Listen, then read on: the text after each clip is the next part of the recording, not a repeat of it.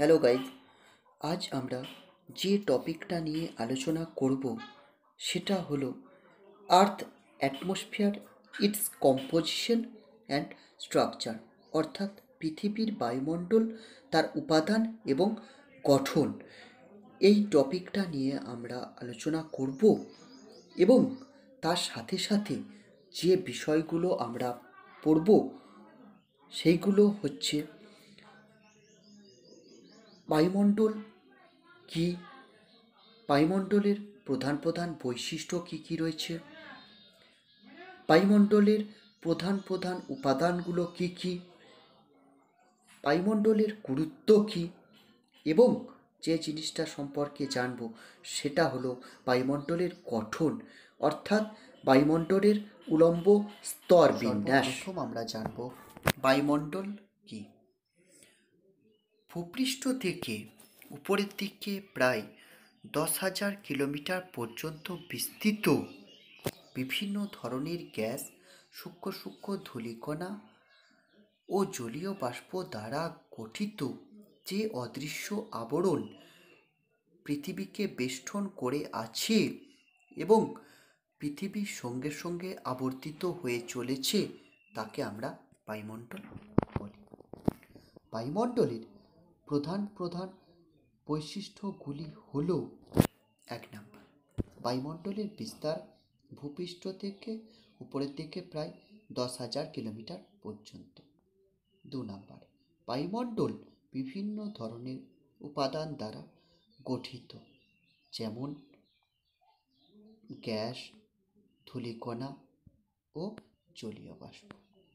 3 number, মাধ্যাকর্ষণ শক্তির জন্য বায়ুমণ্ডল পৃথিবীকে বেষ্টন করে আছে এবং পৃথিবীর সঙ্গে সঙ্গে আবর্তিত হয়ে চলেছে। 4 নাম্বার, বায়ুমণ্ডলের সমগ্র ভরের প্রায় 97% ভূপৃষ্ঠ থেকে 29 কিলোমিটার উচ্চতার মধ্যে অবস্থিত বা কেন্দ্রীভূত। 5 নাম্বার, বায়ুমণ্ডলের চাপ ভূপৃষ্ঠ থেকে 16 কিলোমিটারের মধ্যে সীমাবদ্ধ থাকে এবং বায়ুমণ্ডলের সর্বাধিক চাপ থাকে ভূপৃষ্ঠ থেকে 6 কিলোমিটারের মধ্যে। এবার আমরা পড়ব বায়ুমণ্ডলের উপাদান সম্পর্কে। বায়ুমণ্ডল প্রধানত 3 ধরনের উপাদান দ্বারা গঠিত, যথা গ্যাস, জলীয় বাষ্প এবং ধূলিকণা। গ্যাসীয় উপাদান: বায়ুমণ্ডলে রয়েছে প্রধানত 2 ধরনের গ্যাস, যথা কিছু আছে প্রত্যক্ষ বা প্রধান গ্যাস, যেমন নাইট্রোজেন, অক্সিজেন, আর্গন ও কার্বন ডাইঅক্সাইড। এই 4টি গ্যাস বায়ুমণ্ডলের প্রায় 99.997% স্থান অধিকার করে রয়েছে। বাকি 0.003% জুড়ে রয়েছে বিভিন্ন ধরনের নিষ্ক্রিয় গ্যাস। সেই নিষ্ক্রিয় গ্যাসগুলোর মধ্যে যেমন হিলিয়াম, ক্রিপ্টন, জেনন ইত্যাদি ইত্যাদি। বায়ুমণ্ডলের দ্বিতীয় প্রধান উপাদান হল জলীয় বাষ্প। বায়ুমণ্ডলে জলীয় বাষ্পের পরিমাণ 0.5 থেকে 4% মতো এবং বায়ুমণ্ডলের 90% জলীয় বাষ্প ভূপৃষ্ঠ থেকে 6 কিলোমিটারের মধ্যে কেন্দ্রীভূত থাকে। বায়ুমণ্ডলের তৃতীয় উপাদান হল ধূলিকণা। বায়ুমণ্ডলে রয়েছে বিভিন্ন ধরনের অতি সূক্ষ্মাতি সূক্ষ্ম ধূলিকণা, কার্বন কণা, লবণ কণা ইত্যাদি ইত্যাদি। এই অতি সূক্ষ্মাতি সূক্ষ্ম ধূলিকণাগুলিকে অ্যারোসল নামে পরিচিত। বায়ুমণ্ডলের ধূলিকণাগুলো প্রধানত 2 প্রকারের, যথা অজৈব কণা ও জৈব কণা। অজৈব কণাগুলির মধ্যে আছে যেমন হচ্ছে লবণ কণা, কার্বন কণা, ধূলিকণা ইত্যাদি ইত্যাদি।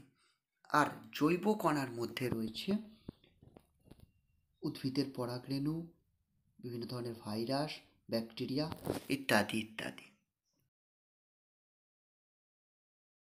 এবার আমরা জানব বায়ুমণ্ডলের গুরুত্ব সম্পর্কে বা ইম্পর্টেন্স অফ দ্য অ্যাটমসফিয়ার। বায়ুমণ্ডলের প্রধান প্রধান গুরুত্বগুলি হল: 1 নম্বর, জীব তার জীবন ধারণের জন্য প্রয়োজনীয় গুরুত্বপূর্ণ গ্যাসগুলির যোগান বায়ুমণ্ডল থেকেই পেয়ে থাকে। 2 নম্বর, বায়ুমণ্ডল সৌররশ্মিকে নিয়ন্ত্রণ করে পৃথিবীর তাপমাত্রার ভারসাম্য বজায় রাখে। 3 নম্বর, বায়ুমণ্ডল ওয়াটার সাইকেল বা জলচক্রকে সম্পূর্ণ হতে সাহায্য করে। 4 নম্বর, বায়ুমণ্ডলের 15 থেকে 30 কিলোমিটার উচ্চতায় রয়েছে ওজোন গ্যাসের বিশেষ স্তর। এই স্তর সূর্য থেকে আগত অতি বেগুনি রশ্মির হাত থেকে জীবজগৎকে রক্ষা করে। 5 নম্বর, বায়ুমণ্ডল মহাকাশ থেকে আগত বিভিন্ন ধরনের উল্কা ও মহাজাগতিক বস্তুকে পৃথিবীতে আসতে বাধা দেয়। আমাদের আলোচ্য টপিক বা অধ্যায় পৃথিবীর বায়ুমণ্ডল।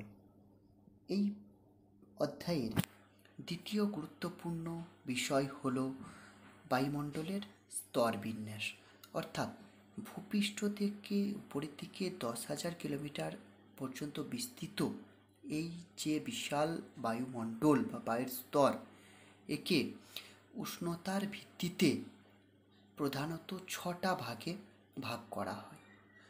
যথা সব থেকে নিচের দিকে আছে ট্রোপোস্ফিয়ার, তারপর আছে স্ট্র্যাটোস্ফিয়ার, তারপর আছে মেসোস্ফিয়ার, থার্মোস্ফিয়ার, এক্সোস্ফিয়ার এবং সব থেকে উপরে আছে ম্যাগনেটোস্ফিয়ার। এবার আমরা বায়ুমণ্ডলের প্রত্যেকটি স্তরের বিশেষ বিশেষ বৈশিষ্ট্য সম্পর্কে জানব। যেমন ট্রোপোস্ফিয়ার, বায়ুমণ্ডলের সব থেকে নিচের স্তর হচ্ছে ট্রোপোস্ফিয়ার। ভূপৃষ্ঠ থেকে উপরের দিকে গড়ে 13 থেকে 14 কিলোমিটার উচ্চতা পর্যন্ত বিস্তৃত যে বিশেষ স্তর, সেই স্তরকে বলা হচ্ছে ট্রোপোস্ফিয়ার।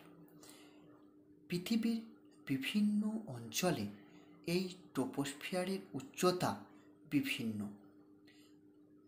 ঋতুভেদে অর্থাৎ শীতকালে ও গ্রীষ্মকালে ট্রোপোস্ফিয়ারের উচ্চতার বিশেষ পার্থক্য লক্ষ্য করা যায়। তার প্রধান কারণ হলো উষ্ণতার তারতম্য। যেমন নিরক্ষীয় অঞ্চলে ট্রোপোস্ফিয়ারের উচ্চতা প্রায় 18 কিলোমিটার, ক্রান্তীয় অঞ্চলে 13 কিলোমিটার, মেরু অঞ্চলে 8 কিলোমিটার। কিন্তু ট্রোপোস্ফিয়ারের গড় উচ্চতা ভূপৃষ্ঠ থেকে 13 থেকে 14 কিলোমিটার পর্যন্ত। এই স্তরের বিশেষ বিশেষ বৈশিষ্ট্যগুলি হল: 1 নম্বর, ট্রোপোস অর্থাৎ ক্ষুব্ধ, স্ফিয়ার কথার অর্থ হল মণ্ডল। এই স্তরের অপর নাম ক্ষুব্ধ মণ্ডল, কারণ পৃথিবীতে যে কোনো ধরনের গোলযোগ যেমন মেঘ, ঝড়, ঝঞ্ঝা, বৃষ্টিপাত ইত্যাদি সব এই স্তরের মধ্যেই সংঘটিত হয়, তাই এই স্তরের অপর নাম ক্ষুব্ধমণ্ডল। 2 নম্বর, ট্রোপোস্ফিয়ারে ভূপৃষ্ঠ থেকে উপরের দিকে উচ্চতা বৃদ্ধিতে উষ্ণতা হ্রাস পায়। প্রত্যেক কিলোমিটার উচ্চতা বৃদ্ধিতে 6.4 ডিগ্রি সেলসিয়াস হারে উষ্ণতা কমতে থাকে। একে উষ্ণতার স্বাভাবিক হ্রাস বা নর্মাল ল্যাপস রেট বলা হয়। 3 নম্বর, বায়ুমণ্ডলের সমগ্র গ্যাসীয় উপাদানের প্রায় 75% ট্রপোস্ফিয়ারের মধ্যেই কেন্দ্রীভূত, তাই এই স্তরের চাপ যথেষ্ট বেশি। 4 নাম্বার, এই স্তরের ঘনত্ব খুব বেশি হয়।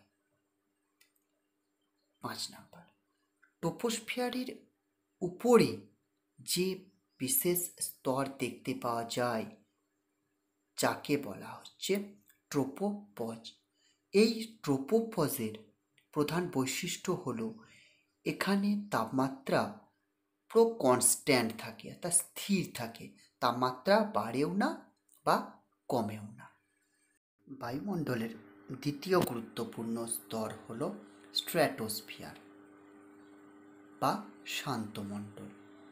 স্ট্র্যাটোস্ফিয়ার শব্দটি ল্যাটিন শব্দ স্ট্র্যাটাম অর্থাৎ স্তর এবং স্ফিয়ার অর্থাৎ মণ্ডলের সমন্বয়ে গঠিত, অর্থাৎ ভূপৃষ্ঠ থেকে উপরের দিকে প্রায় 50 কিলোমিটার পর্যন্ত বিস্তৃত যে বিশেষ স্তর যেখানে উচ্চতা বৃদ্ধির সাথে সাথে উষ্ণতা বাড়তে থাকে তাকে স্ট্র্যাটোস্ফিয়ার বলে।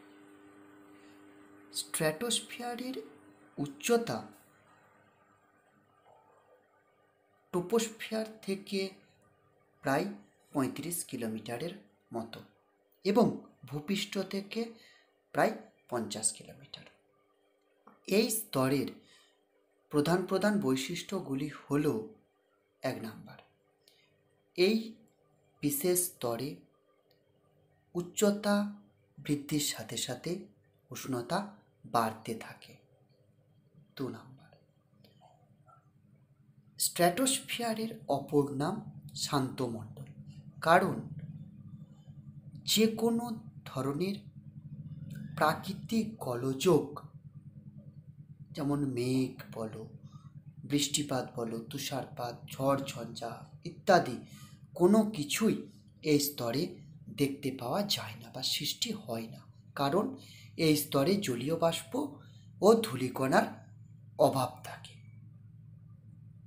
3 নাম্বার, এই স্তর দিয়ে জেট প্লেন যাতায়াত করে।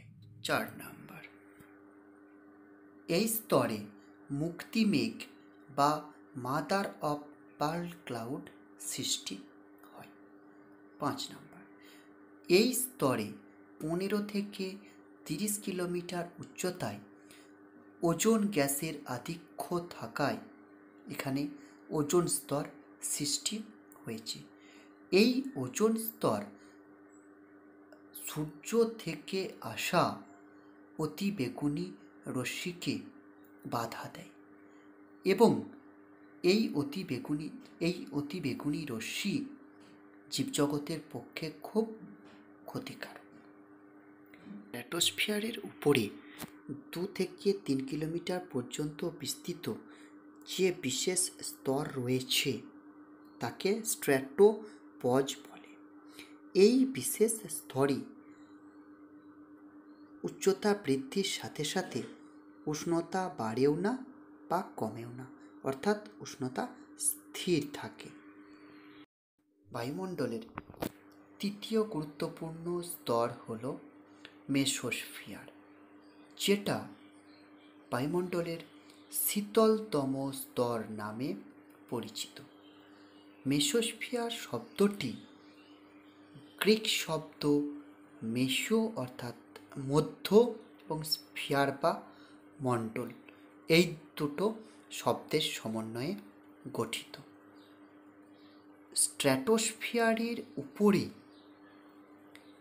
ভূপৃষ্ঠ থেকে 80 কিলোমিটার পর্যন্ত বিস্তৃত যে বিশেষ স্তর যেখানে উচ্চতা বৃদ্ধির সাথে সাথে উষ্ণতা হ্রাস পায় সেই স্তরকে বলা হচ্ছে মেসোস্ফিয়ার।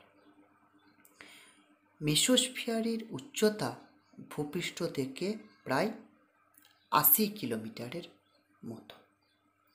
এই স্তরের বিশেষ বিশেষ বৈশিষ্ট্য হল: 1 নাম্বার, এই স্তরে উচ্চতা বৃদ্ধির সাথে সাথে উষ্ণতা হ্রাস পায়। সর্বোচ্চ উচ্চতায় উষ্ণতা হয় প্রায় -93 ডিগ্রি সেলসিয়াস। 2 এই স্তরে বায়ুর পরিমাণ হ্রাস পাওয়ায় বায়ুর চাপ খুব কম হয়। 3 মহাকাশ থেকে যেসব উল্কাপিণ্ড ছুটে আসে সেসব উল্কাপিণ্ড এই স্তরে পুড়ে ছাই হয়ে যায়। 4 বায়ুর ঊর্ধ্বমুখী পরিচলন স্রোতের প্রভাবে এই স্তরে নিচের স্তর থেকে কিছু কিছু জলীয় বাষ্প এই স্তরে প্রবেশ করে এবং এক বিশেষ ধরনের মেঘের সৃষ্টি করে, যা নকটিলুটেন্ট ক্লাউড বা নৈশদ্যুতি মেঘ নামে পরিচিত। মেসোস্ফিয়ারের উপরে যে বিশেষ স্তর রয়েছে যেখানে উষ্ণতার বিশেষ পার্থক্য লক্ষ্য করা যায় না, সেই স্তর মেসোপজ নামে পরিচিত। এই চিত্রের মাধ্যমে আমরা প্রত্যেকটি স্তরের প্রধান প্রধান ঘটনাবলীগুলোকে একবার এক ঝলকে দেখে নেব। যেমন ট্রোপোস্ফিয়ারের প্রধান ঘটনাবলী হচ্ছে সেখানে মেঘের সৃষ্টি, ঝড়ঝঞ্ঝা, বিদ্যুৎ চমকানো ইত্যাদি। স্ট্র্যাটোস্ফিয়ার, জেট প্লেন এই স্তর দিয়ে যাতায়াত করে এবং ওজোন লেয়ার এই স্তরে অবস্থিত। মেসোস্ফিয়ার, নকটিলুটেন্ট ক্লাউড বা নৈশদ্যুতি মেঘ সৃষ্টি হওয়া। মেসোস্ফিয়ারের উপরে বায়ুমণ্ডলের চতুর্থ গুরুত্বপূর্ণ স্তর হল থার্মোস্ফিয়ার। থার্মোস্ফিয়ার শব্দটি গ্রিক শব্দ থার্মো অর্থাৎ তাপ ও স্ফিয়ার অর্থাৎ মণ্ডল, এই দুটো শব্দের সমন্বয়ে গঠিত। এই স্তরটি ভূপৃষ্ঠ থেকে প্রায় 500 কিলোমিটার পর্যন্ত বিস্তৃত। এই স্তরের প্রধান প্রধান বৈশিষ্ট্যগুলি হল: 1 এই স্তরে উচ্চতা বৃদ্ধির সাথে সাথে উষ্ণতা দ্রুত বৃদ্ধি পায় এবং সর্বোচ্চ সীমায় উষ্ণতা হয় প্রায় 1200 ডিগ্রি সেলসিয়াস। 2 এই স্তরের ঘনত্ব খুব কম, তাই এই স্তর খুব হালকা হয়। 3 এই স্তর প্রধানত আণবিক নাইট্রোজেন ও পারমাণবিক অক্সিজেন দ্বারা গঠিত, যা সূর্য থেকে আগত অতিবেগুনি রশ্মি, গামা রশ্মি ইত্যাদিকে শোষণ করে এই স্তরের তাপমাত্রাকে দ্রুত বাড়িয়ে তোলে। 4 এই স্তরে গ্যাস আয়নিত অবস্থায় থাকায় এই স্তর আয়নোস্ফিয়ার বা আয়নমণ্ডল নামে পরিচিত। 5 আয়নোস্ফিয়ারে বাধা পেয়ে পৃথিবী থেকে প্রেরিত বিভিন্ন বেতার তরঙ্গগুলি পুনরায় পৃথিবীতে ফিরে আসে। 6 এই স্তরে মেরুজ্যোতি লক্ষ্য করা যায়, যা সুমেরু অঞ্চলে সুমেরুজ্যোতি ও কুমেরু অঞ্চলে কুমেরুজ্যোতি নামে পরিচিত। থার্মোস্ফিয়ারের উপরে বায়ুমণ্ডলের বিশেষ স্তর এক্সোস্ফিয়ার নামে পরিচিত। এটি বায়ুমণ্ডলের সবথেকে উষ্ণতম স্তর। এই স্তরের বিশেষ বিশেষ বৈশিষ্ট্য হল: 1 এটি ভূপৃষ্ঠ থেকে প্রায় 750 কিলোমিটার উচ্চতা পর্যন্ত বিস্তৃত। 2 এই স্তরে উচ্চতা বৃদ্ধিতে উষ্ণতা দ্রুত বৃদ্ধি পায়। সর্বোচ্চ সীমায় উষ্ণতা হয় প্রায় 1600 ডিগ্রি সেলসিয়াস। 3 নাম্বার, এই স্তরটি হাইড্রোজেন ও হিলিয়াম গ্যাস দ্বারা গঠিত, তাই খুব হালকা ও পাতলা। 4 নাম্বার, এই বিশেষ স্তরে কৃত্রিম উপগ্রহ লক্ষ্য করা যায়। এই চিত্রের মাধ্যমে আমরা থার্মোস্ফিয়ার ও এক্সোস্ফিয়ারের বিশেষ বিশেষ বৈশিষ্ট্যগুলিকে এক ঝলক দেখে নেব। থার্মোস্ফিয়ারে মেরুজ্যোতি লক্ষ্য করা যায় এবং এক্সোস্ফিয়ারে কৃত্রিম উপগ্রহের কক্ষপথ অবস্থিত। বায়ুমণ্ডলের সর্বোচ্চ ও সর্বশেষ স্তর হল ম্যাগনেটোস্ফিয়ার। এই স্তরটি ভূপৃষ্ঠ থেকে প্রায় 10,000 কিলোমিটার পর্যন্ত বিস্তৃত। এই স্তরের বিশেষ বিশেষ বৈশিষ্ট্যগুলি হল: 1 নাম্বার, এই স্তরে বিভিন্ন গ্যাসের ইলেকট্রন ও প্রোটন কণার আধিক্য থাকায় এই স্তরে চৌম্বক ক্ষেত্রের সৃষ্টি হয়েছে। এই স্তরের দ্বিতীয় প্রধান বৈশিষ্ট্য হল ভ্যান অ্যালেন বিকিরণ বলয়ের অবস্থান। নিরক্ষীয় অঞ্চলে 3000 ও 16,000 কিলোমিটার উচ্চতায় বিভিন্ন গ্যাসের ইলেকট্রন ও প্রোটন কণার আধিক্য থাকায় একটা বিশেষ বলয়ের সৃষ্টি হয়েছে, যা ভ্যান অ্যালেন বিকিরণ বলয় নামে জানা যায়। তো গাইজ, আমরা এই ভিডিওর মাধ্যমে আর্থ অ্যাটমসফিয়ার অর্থাৎ পৃথিবীর বায়ুমণ্ডল সম্পর্কে জানলাম, বায়ুমণ্ডলের সংজ্ঞা জানলাম, বায়ুমণ্ডলের বৈশিষ্ট্য জানলাম, বায়ুমণ্ডলের উপাদান জানলাম এবং বায়ুমণ্ডলের উলম্ব স্তর বিন্যাস সম্পর্কে জানলাম। এই অধ্যায়ের গুরুত্বপূর্ণ কোশ্চেনগুলি হল: কোশ্চেন নাম্বার 1, বায়ুমণ্ডল বলতে কি বোঝো? কোশ্চেন নাম্বার 2, বায়ুমণ্ডলের প্রধান প্রধান উপাদানগুলির নাম লিখো। কোশ্চেন নাম্বার 3, বায়ুমণ্ডলের উলম্ব স্তর বিন্যাস করো।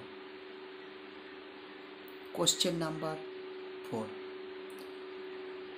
ওজোন স্তর কি? কোশ্চেন নাম্বার 5, ওজোন স্তরের গুরুত্ব লিখো। কোশ্চেন নাম্বার 6, ট্রপোস্ফিয়ারকে ক্ষুব্ধ মণ্ডল বলা হয় কেন? ইত্যাদি।